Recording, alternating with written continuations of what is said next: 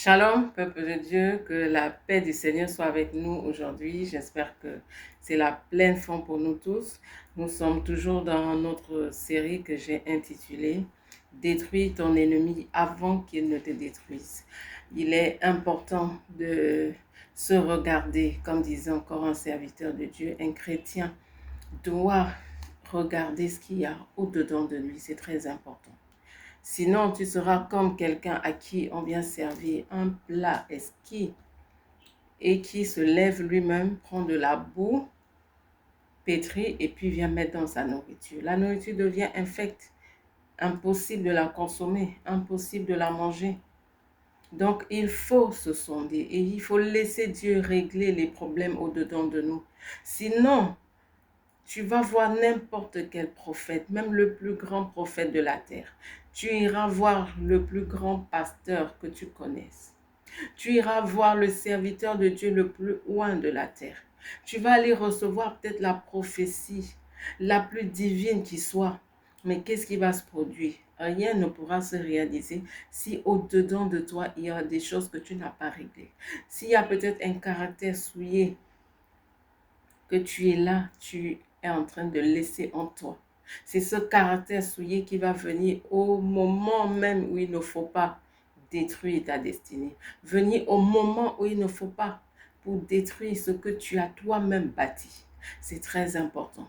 Tu peux lier les démons, tu peux les chasser, tu peux prier, tu peux jeûner, tu peux lire la parole de Dieu, faire toutes sortes d'exercices spirituels. Mais si tu ne prends pas la peine de te poser et de laisser que le Saint-Esprit agisse en toi, que le Saint-Esprit forge ton caractère, laisser que le Saint-Esprit te sonde. S'il y a un caractère que tu as peut-être hérité de tes parents, peut-être le mensonge, peut-être la désobéissance, comme nous allons voir aujourd'hui, quel que soit le mauvais caractère qui est là, le péché qui est là enfoui, si le Saint-Esprit ne le règle pas, il sera difficile pour toi d'entrer dans ta destinée.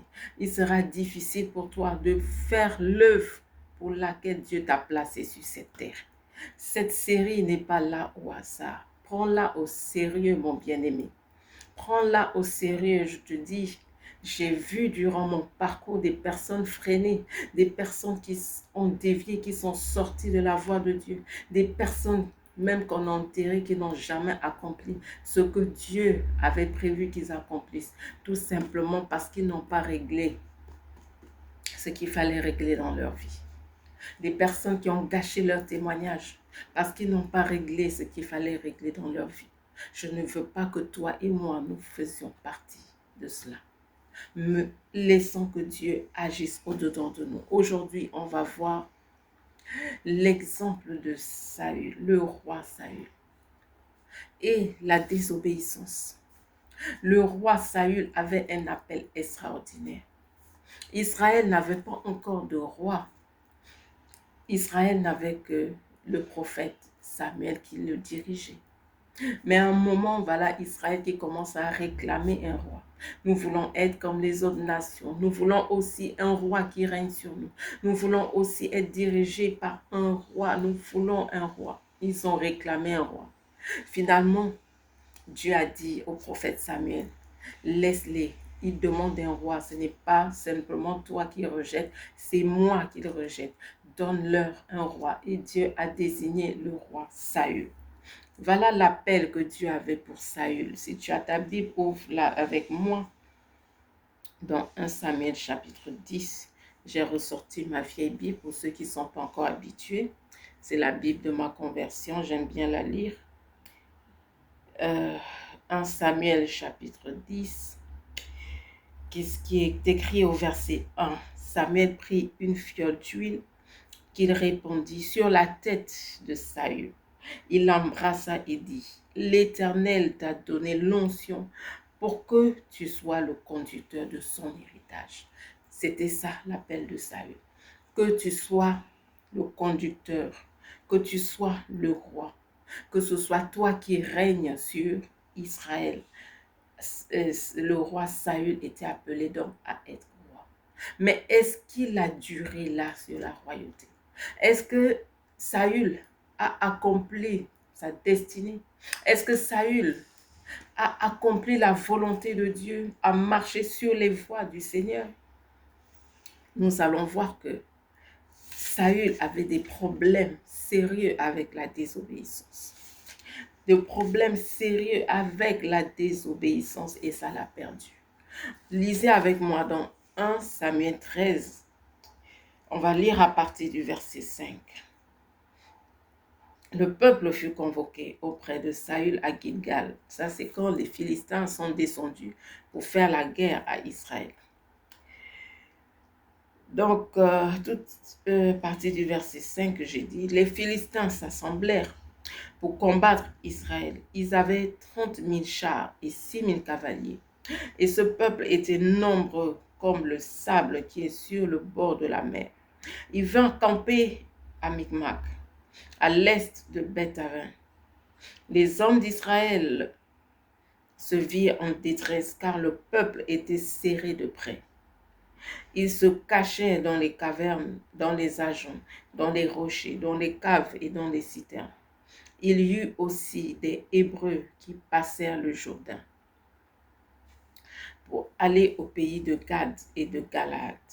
Saül était encore à Gilgal et tout le peuple qui se trouvait auprès de lui tremblait. Il attendit 7 jours jusqu'au moment fixé par Samuel.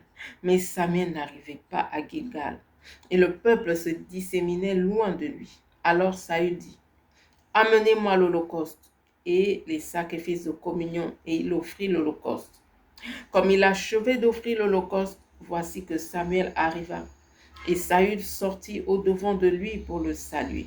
Samuel dit, « Qu'as-tu fait » Saül répondit, « Lorsque j'ai vu que le peuple se disséminait loin de moi, que tu n'arrivais pas au moment fixé, et que les Philistins étaient assemblés à Micmac, je me suis dit, les Philistins vont descendre contre moi à Gilgal et je n'ai pas imploré l'Éternel. C'est alors que je me suis fait violence et que j'ai offert l'holocauste. Samuel dit à Saül, tu as agi en insensé, tu n'as pas observé le commandement que l'Éternel ton Dieu t'avait donné. L'Éternel aurait affermi pour toujours ton règne sur Israël. Vous voyez ce que Saül est devenu. Verset 14. Maintenant ton règne ne tiendra pas.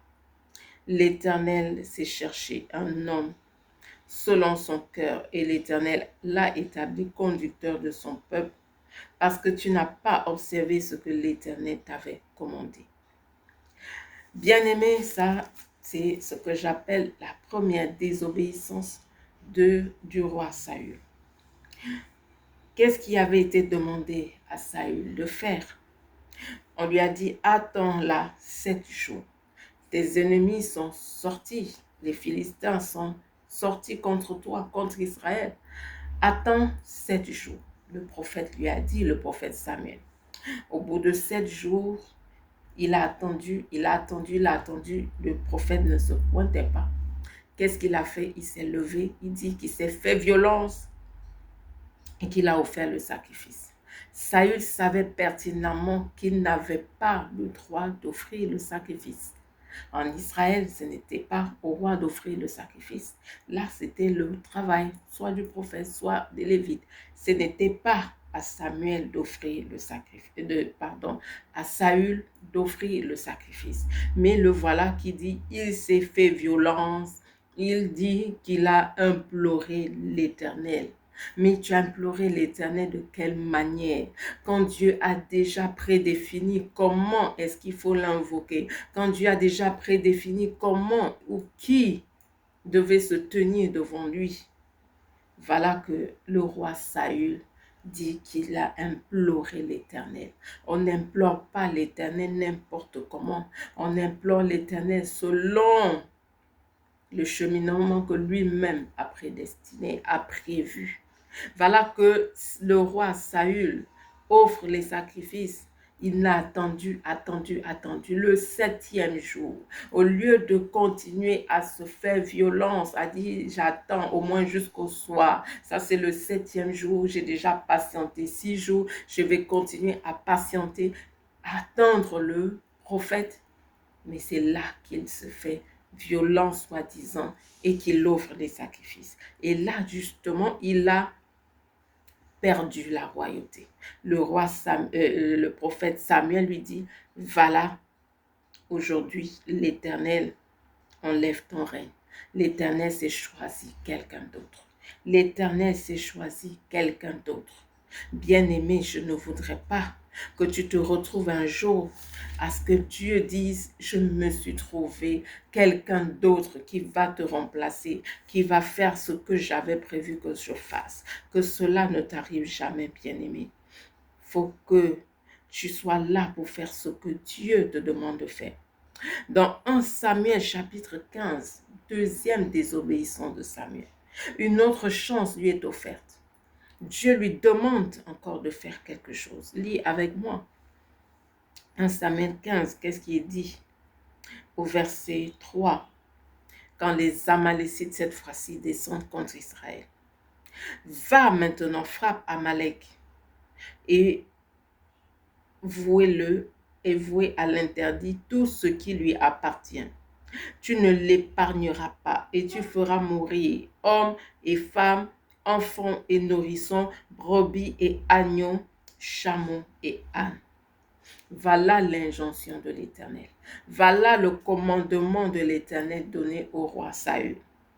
Une deuxième fois, Dieu donne à Saül une mission. Dieu donne au roi Saül une mission. Va maintenant, frappe Amalek, mais vous à l'interdit tout ce que tu vas trouver là-bas. Tu ne laisses rien en vie. Pas d'homme, pas de femme, pas d'enfant, pas de brebis, pas de bétail. Rien, tu ne laisses rien en vie. Tout doit être décimé. C'était cela le commandement de l'Éternel. Qu'est-ce que Saül fait? Verset 9. Mais Saül et le peuple épargnaient Agag ce qu'il y avait de meilleur dans le petit et dans le gros bétail et dans les bêtes de la seconde portée. Ils épargnaient les agneaux gras et tout ce qu'il y avait de bon. Ils ne voulaient pas le vouer à l'interdit. Ils vouaient à l'interdit seulement tout ce qui était méprisable et chétif. Est-ce que Dieu ne savait pas que là, dans le territoire d'Amalek, il y avait hommes, femmes, enfants, il y avait du bétail considérable?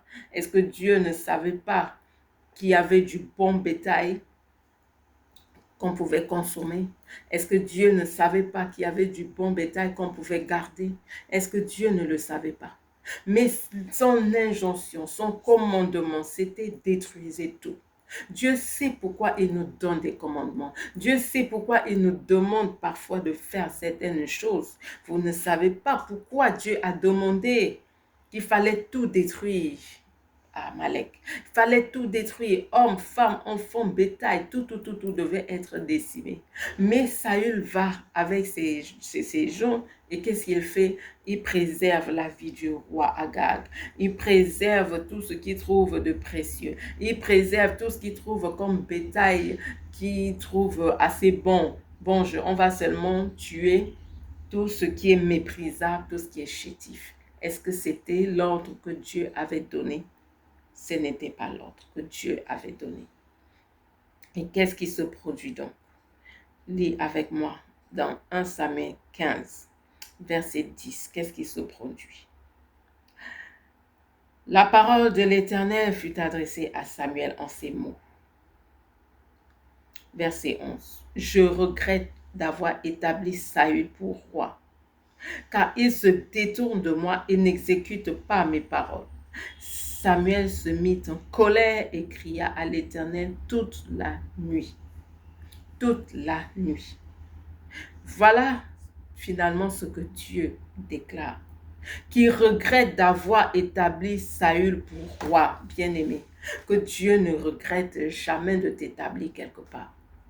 Que Dieu ne regrette jamais de t'avoir donné une mission.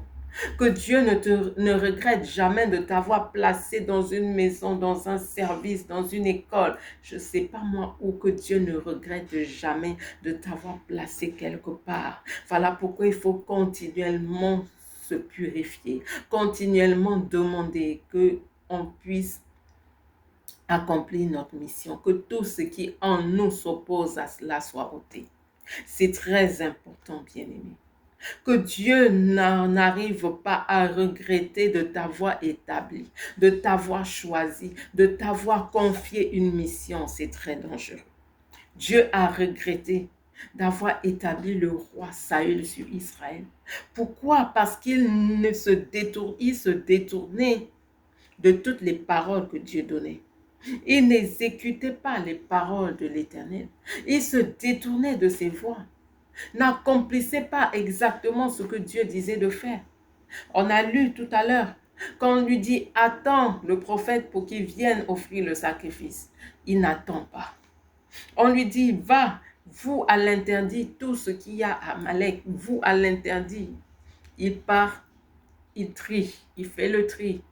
Je garde ça, ça c'est précieux. Je garde ça, ça c'est un gros cheval, on le garde. Ça c'est une grosse vache, on garde. Ça c'est un gros mouton, on le garde. Il commence à garder tout ce qu'il trouve de précieux au point de préserver la vie du roi. Alors que Dieu avait dit décime tout. Finalement, Dieu a regretté. Dieu a regretté. Vous savez quel était le problème fondamental du roi Saül? Quel était son problème fondamental? Retourne avec moi dans 1 Samuel chapitre 13, là. Quel était le problème fondamental de Saül?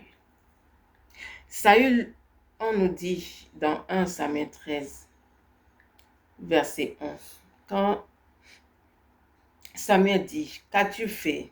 Saül répondit, lorsque j'ai vu que le peuple se disséminait loin de moi, et que tu n'arrivais pas au moment fixé, et que les Philistins étaient rassemblés à Micmac, il continue. Le problème fondamental du roi Saül, c'était la crainte des hommes. La crainte des hommes, bien-aimés, ça peut t'amener à désobéir aux injonctions de l'Éternel. La crainte des hommes, quand tu crains l'être humain, quand tu crains une créature de Dieu, tu as peur des hommes. Tu te dis, si je dis non à mon patron, il va me chasser. Si je dis non à mes parents, ils vont faire ceci. Si je dis non, je ne cède pas face à mes enfants, ils vont me faire ceci. La crainte des hommes est dangereuse, bien-aimés. La crainte des hommes. Parfois, oh non, si je dis non au client, bon, il ne viendra plus dans ma boutique, donc je dois simplement accepter le compromis. Oh, si je dis non à telle personne, elle ne va plus me donner telle ou telle faveur. Donc, il faut simplement que j'accepte ce qu'elle dit, même si c'est en dehors des voies du Seigneur. Attention, bien-aimés. 1 Samuel 15, verset 15, qu'est-ce qu'il nous est dit? Samuel et le roi Saül avaient ce problème-là dangereux de la crainte des hommes. 1 Samuel 15, verset 15. Qu'est-ce que il nous est dit? 1 Samuel 15, verset 15. Saül répondit, ils, parlant du peuple, les ont amenés de chez les Amalécites parce que le peuple a épargné ce qu'il y avait de meilleur dans le petit et dans le gros bétail afin de le sacrifier à l'Éternel ton Dieu, et le reste nous l'avons voué à l'interdit. Le roi Saül avait ce problème-là fondamental, la crainte des hommes, et donnait toujours des raisons. Il avait toujours des justifications. Toujours des justificatifs qu'il devait donner à sa désobéissance. Dès qu'on lui demande pourquoi tu n'as pas attendu que le prophète vienne faire offrir le sacrifice. Oh non, comme j'ai vu que tu n'arrivais pas au temps fixé. Oh, comme j'ai vu que le peuple me pressait. Oh, voilà pourquoi j'ai fait. Saül avait toujours une justification à sa désobéissance. Saül avait toujours une justification. Au lieu de chercher à plaire à Dieu en faisant ce que Dieu lui a demandé de faire, en obéissant exactement à ce que Dieu lui a dit de faire, c'était toujours, oh non, parce que, oui, le peuple me pressait. Parce que le peuple me pressait. Oui, parce que j'avais peur que le peuple s'éloigne de moi. Oui, parce que. Est-ce que c'est ce qu'on t'a demandé de faire? Là, il dit, non, c'est parce que le peuple, oui, le peuple a épargné ce qu'il y avait de meilleur dans le gros, dans le petit bétail, afin de le sacrifier à l'Éternel. Justification. Oui, c'était pour sacrifier à l'Éternel. Est-ce que Dieu avait besoin de ce sacrifice-là? Dieu t'a dit de détruire ces bêtes-là qui étaient à Amalek. Dieu sait pourquoi il a dit de détruire. Il y a des endroits où Dieu a dit qu'il fallait lui offrir des sacrifices. Mais là, Dieu avait dit spécifiquement, il a dit de manière spécifique, voilà, allez-y, vouez tout à l'interdit.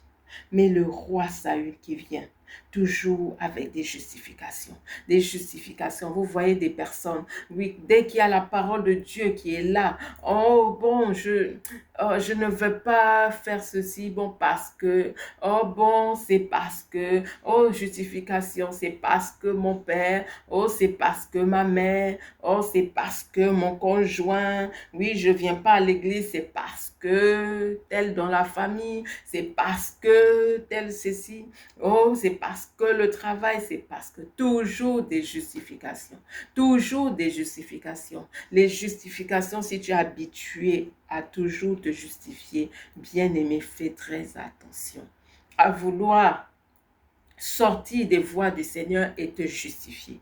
Vouloir sortir des voies du Seigneur et te justifier. Fais très attention. La peur de l'homme peut t'amener et va souvent t'amener à désobéir à Dieu, ce qui est dangereux. Ce qui est dangereux.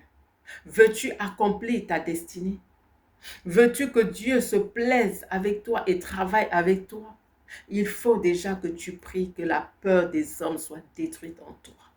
Sinon, la peur des hommes va faire en sorte que tu te retrouves à commencer à trouver des justificatifs. Bon, ok, c'est pas bien grave. Oh, oui, c'est parce que, encore c'est parce que, toujours trouver des justificatifs, alors que l'injonction du Seigneur est là, claire. L'injonction du Seigneur est là, claire. On voit des personnes aujourd'hui en train de trouver tellement de justificatifs. Vous vous demandez vraiment, est-ce que la crainte du Seigneur y est encore? Est-ce que la crainte du Seigneur y est? Des justificatifs incroyables. Incroyables. J'ai vu des personnes se retrouver enfants de Dieu. Tu te retrouves à être gardien d'une boîte de nuit. Tu es enfant de Dieu, tu te retrouves à être DJ dans une boîte de nuit. Mais tu vas donner des justificatifs. Oh, c'est parce que je dois payer mon loyer. Oh, c'est parce que j'ai des problèmes financiers. C'est parce que quand la Bible, la parole de Dieu est claire, il n'y a pas de commune mesure entre les ténèbres et la lumière. Entre les ténèbres et la lumière. Est-ce que dans les boîtes de nuit, ce qu'on fait là-bas, ça honore Dieu? Qu'est-ce que toi, enfant de Dieu, tu y fais? Qu'est-ce que toi, enfant de Dieu, tu y fais? Donc, ne trouve pas de justificatif après. Non, c'est parce que je dois payer le loyer. Non, c'est parce que j'ai des charges. Comme c'est la proposition qui m'est venue, bon, j'y vais. Non, obéis à l'injonction du Seigneur. Ensuite, il t'ouvrira des portes. Ensuite, il t'ouvrira des portes. Ce n'est pas au hasard que Pierre a dit, dans le livre des Actes des Apôtres, mieux vaut obéir à Dieu qu'aux hommes.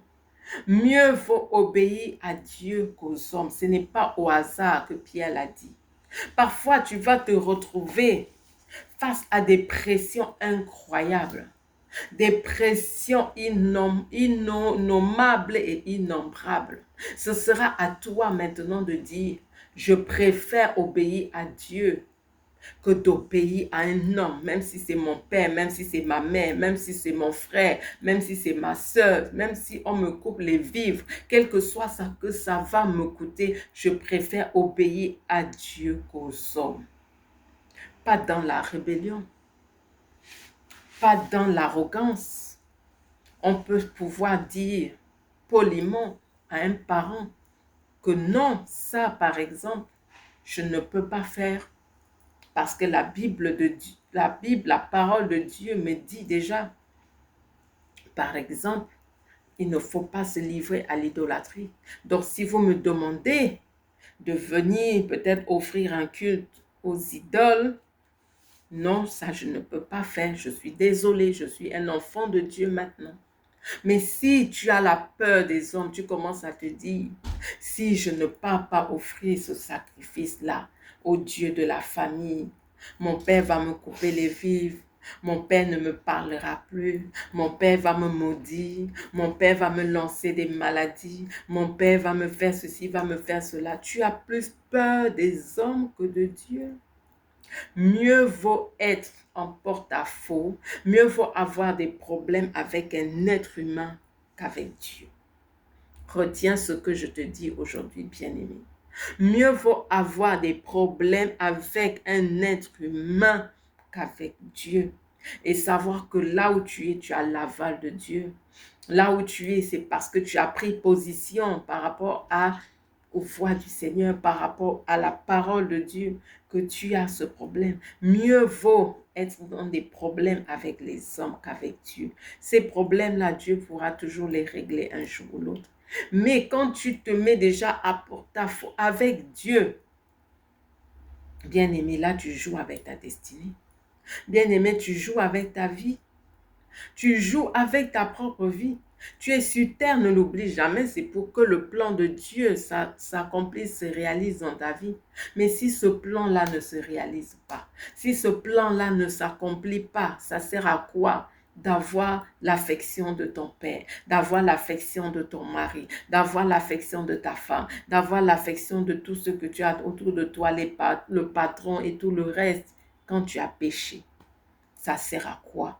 Ça a servi à quoi à Saül d'avoir l'affection du peuple quand il a péché? Finalement, qui a été écarté de la royauté? Est-ce que c'est le peuple? C'est Saül. Est-ce que c'est le peuple qui a été écarté de la royauté finalement? C'est Saül. Qui a perdu la royauté? Qui n'a pas accompli sa destinée? Ce n'est pas le peuple. Il a voulu faire plaisir au peuple. Il a voulu contenter le peuple. Il a voulu, oui, que le peuple soit avec lui. Mais le peuple a été avec lui combien de temps? Maintenant qu'il a été écarté de la royauté et qu'il est mort même finalement, quand vous lisez la suite, il est finalement mort. Il a perdu sa vie avant le temps parce que la désobéissance. La désobéissance. Finalement, le peuple là qu'il voulait amener à lui était où? Donc, ne perds pas ta vie bêtement parce que tu veux faire plaisir à un être humain. Ne perds pas ta destinée. Que le plan de Dieu pour ta vie n'ait pas de problème parce que tu veux faire plaisir à un être humain. Prends toujours le côté de Dieu, le parti de Dieu. Il combattra pour toi. Si ça te crée des problèmes dans ton foyer, dis-toi, là où je suis, c'est Dieu qui m'a demandé de faire telle ou telle chose. Je préfère obéir aux voix de l'Éternel. Je préfère obéir aux voix de Dieu. Je sais que là où je suis, je suis en train de suivre la voie de Dieu. J'obéis aux injonctions de l'Éternel. Un jour ou l'autre, il va toucher le cœur de mon mari ou toucher le cœur de ma femme. Il va ramener la paix.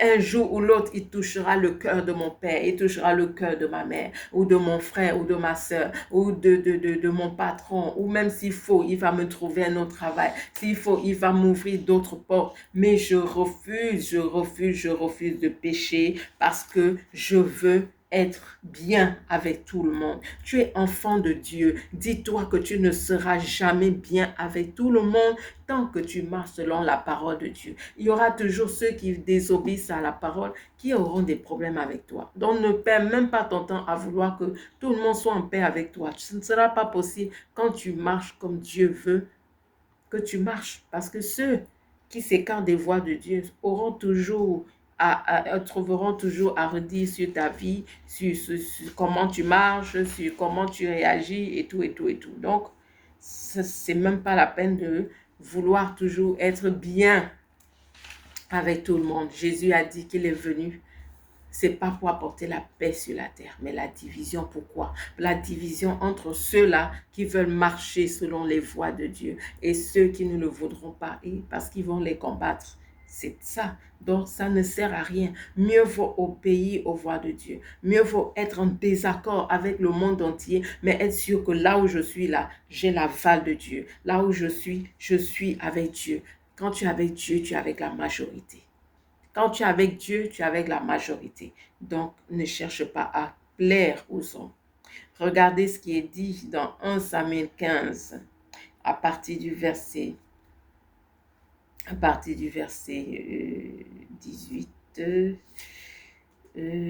verset 18, 1 Samuel 15.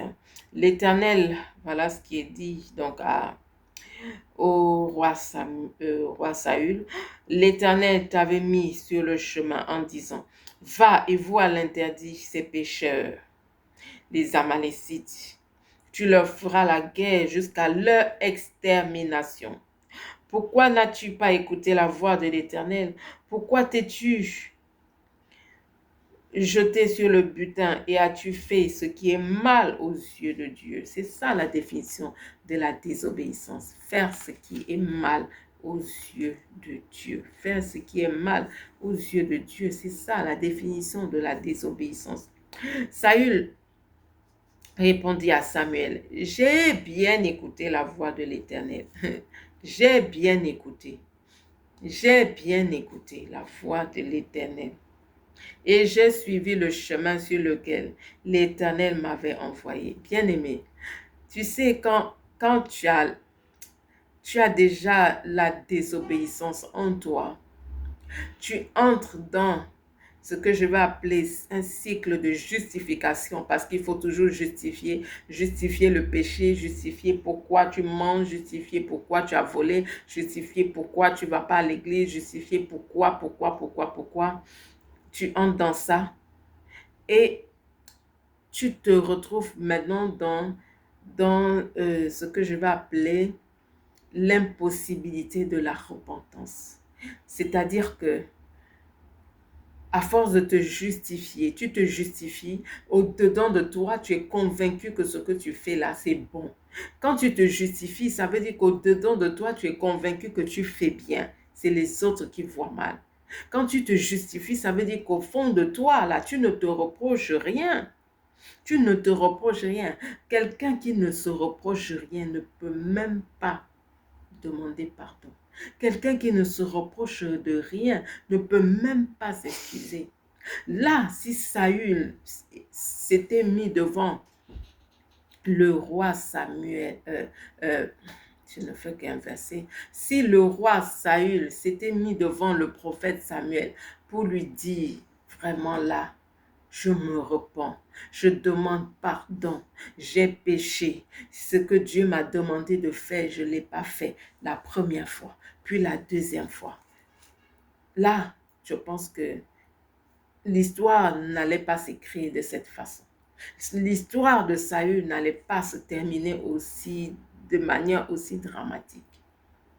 Je pense que ça n'allait pas se terminer comme ça pour Saül.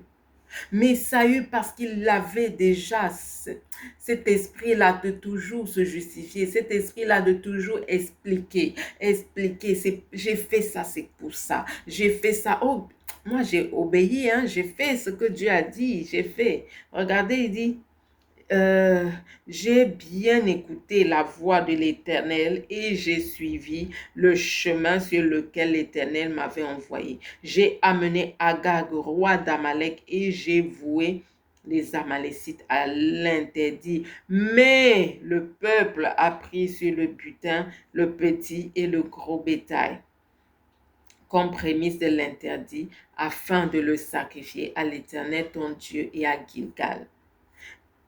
Mais c'est le peuple.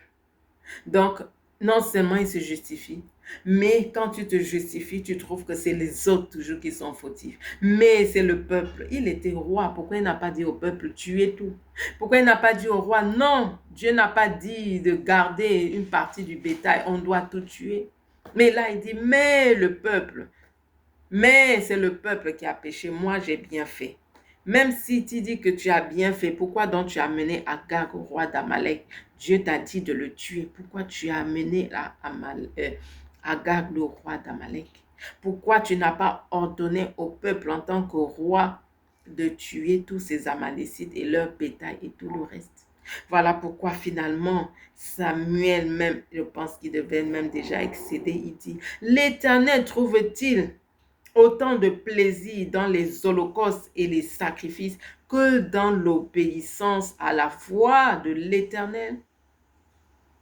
Les holocaustes, les sacrifices, ça n'apporte rien. Beaucoup vont dire, bon, je donne des offrandes, je donne ma dîme, je paye ceci, je fais du bien à gauche, à droite, mais n'obéissent pas à la voix de Dieu. On dit, est-ce que les holocaustes et les sacrifices sont plus importants que l'obéissance à la voix de l'Éternel? Attention, bien-aimés.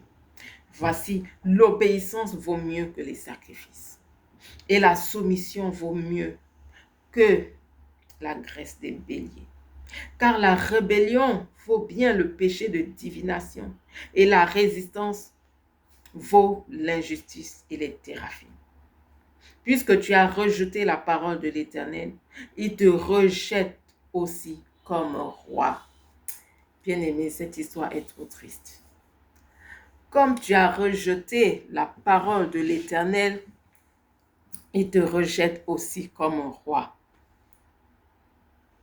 Ma prière pour toi et moi, c'est qu'on n'en arrive jamais à ce niveau où on va être rejeté parce qu'on n'a pas obéi aux voix du Seigneur. Si, bien-aimé, tu es dans la désobéissance aujourd'hui, à quelque niveau que ce soit, sors le plus rapidement possible. Tu connais qu'est-ce qu'on t'a dit ou ce que tu as entendu. Tu sais que là, je suis dans la désobéissance. Tu sais que là, je ne suis pas en train de faire ce que Dieu a dit de faire dans sa parole ou ce qu'il m'a dit de faire au travers d'un de ses serviteurs. Je sais que c'est ce que Dieu veut que je fasse. Mais tu t'entêtes, mais tu ne veux pas sortir de là, mais tu ne veux pas faire ce que Dieu te dit de faire. Attention, sors de là parce que la Bible dit que quand tu es rebelle comme ça, quand tu es désobéissant comme ça, tu es un sorcier. C'est la Bible qui le dit, ce n'est pas moi. Tu es un sorcier. On dit que la rébellion vaut le péché de divination.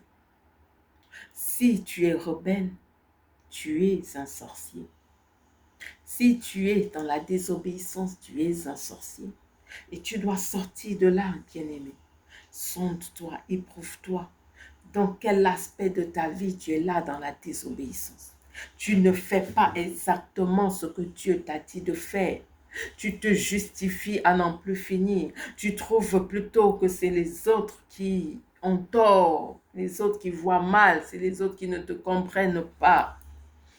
Tu trouves que non, dans ce que tu es là, tu es en train de faire ce que Dieu t'a demandé de faire. Mais alors que ce n'est pas exactement cela. Sors rapidement de là. Sors rapidement de là et prends le casque de l'obéissance. Prends aujourd'hui la décision d'obéir aux injonctions de l'Éternel. Bien-aimé, il en va de ta vie. Il en va de ta vie. Il en va de ta vie. Saül a perdu sa vie. Saül a perdu sa vie à cause de la désobéissance. Saül a perdu sa vie parce qu'il trouvait des justifications au péché, trouvait des justifications, je n'ai pas obéi parce que, c'est parce que, c'est parce que. Saül trouvait des justifications. Saül n'a jamais pris la peine de dire, je demande pardon parce que là, vraiment, je n'ai pas fait ce que Dieu m'a dit de faire. Mais Saül disait toujours, c'est le peuple, c'est le peuple. Oh, j'étais pressé par le peuple. Oh, parce que je ne te voyais pas venir, j'ai offert le sacrifice. Saül croyait bien faire. Saül croyait bien faire, mais il était dans la désobéissance. Dans la désobéissance. Saül pensait qu'en faisant des sacrifices, en faisant des holocaustes, en faisant des aumônes, en partageant peut-être de l'argent à gauche, à droite, peut-être en faisant des dons aujourd'hui, peut-être que toi tu es là, tu te dis bon, en faisant des offrandes, des sacrifices, en chantant l'église, en priant, en beaucoup, en faisant peut-être ça ou ça pour Dieu. Non, c'est ça qui va peut-être le calmer. Dieu dit ce qui le calme, c'est l'obéissance. Ce qu'il attend de toi, c'est l'obéissance à sa voix. Ce qu'il attend de toi et moi, l'obéissance à sa voix, l'obéissance à ses préceptes, l'obéissance, l'obéissance. Si tu ne marches pas dans l'obéissance, tu auras beau chasser les démons, tu auras beau combattre n'importe comment, faire des veillées, faire toutes sortes d'exercices spirituels, ça ne te mènera nulle part. Ça ne te mènera nulle part parce que tu ne seras pas dans le plan de Dieu, parce que le plan de Dieu pour ta vie ne s'accomplira pas, parce que la volonté de Dieu pour toi ne s'accomplira pas. Bien-aimé, que Dieu te parle. Que Dieu te parle, les endroits de ta vie, que Dieu parle, les endroits de ta vie où tu es dans la désobéissance, les endroits de ta vie, les aspects de ta vie où tu t'es égaré, où tu t'es éloigné, que Dieu te sonde, lui qui sonde des cœurs, qui éprouve les reins, qu'il te montre l'aspect de ta vie que tu dois mettre en règle, afin que tu le fasses, bien-aimé, afin que tu le fasses, bien-aimé. Quand je préparais cet enseignement, j'étais moi-même retournée, je comprenais encore vraiment la gravité de la désobéissance, la gravité de la désobéissance. Parfois, on prend des choses comme vraiment des choses mineures. Oh bon, je ne fornique pas. Bon, je ne suis pas dans l'adultère. Bon, je ne fais pas ces gros péchés-là d'avortement et tout. Mais ces petits renards-là, ce sont ces petits renards qui dévorent la vie. À cause de la désobéissance, Saül est mort. À cause de la désobéissance, Saül a été chassé de la royauté. À cause de la désobéissance, Saül a été rejeté. À cause de la désobéissance, Dieu a vomi Saül. Bien-aimé, que Dieu ne nous vomisse pas. C'est mon mot de la fin. Nous allons nous retrouver dimanche pour des moments de prière encore, comme tous les dimanches, 1 heure de prière. Soyez connectés. Vous pouvez suivre aussi les prières en direct. J'envoie le lien dans le groupe.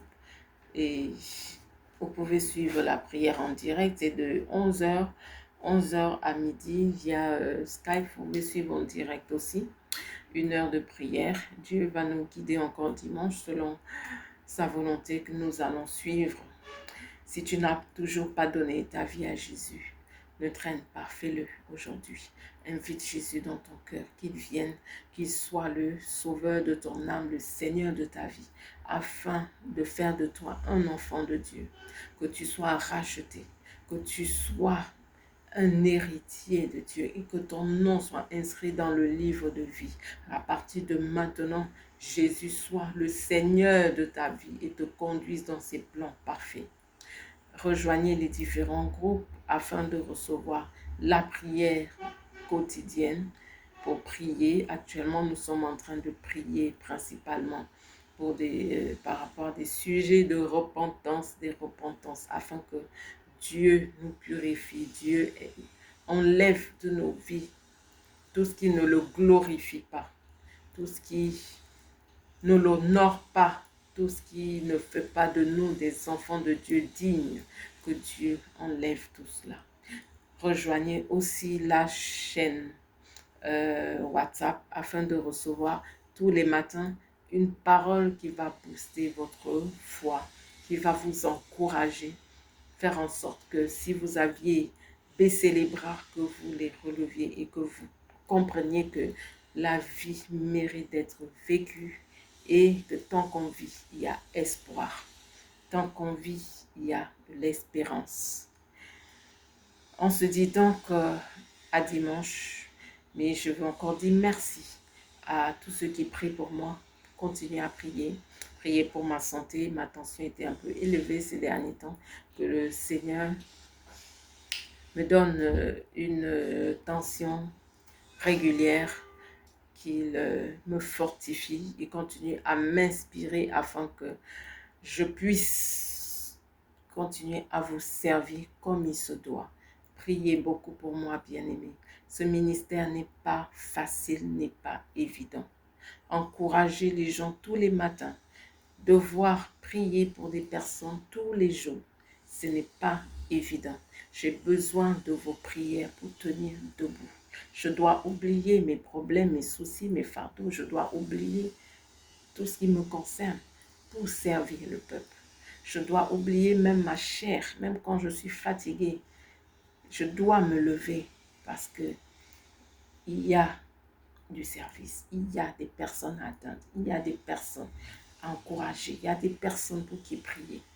J'ai besoin de vos prières, bien-aimés. Priez beaucoup pour moi et que Dieu vous bénisse pendant que vous priez pour moi. Shalom et à dimanche, on se dit. Que Dieu vous bénisse richement.